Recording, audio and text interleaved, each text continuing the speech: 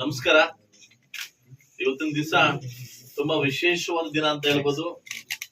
ಇವತ್ತೇನು ನಮ್ಮ ಕರ್ನಾಟಕ ರಾಜ್ಯ ಸಂಪಾದಕರು ಮತ್ತು ವರದಿಗಾರರ ಸಂಘದ ಕಚೇರಿ ಉದ್ಘಾಟನೆಯನ್ನ ಇವತ್ತು ನಮ್ಮ ಮುಳಬಾಗಿಲು ತಾಲೂಕಲ್ಲಿ ಇವತ್ತು ತುಂಬಾ ರಾಜ್ಯಾಧ್ಯಕ್ಷ ಮುಖಾಂತರ ಮತ್ತು ಜಿಲ್ಲಾಧ್ಯಕ್ಷ ಮುಖಾಂತರವಾಗಿ ಇವತ್ತು ನನ್ನ ಅಮೃತಸ್ಥದಿಂದ ಏನು ಉದ್ಘಾಟನೆ ಆಗಿದೆ.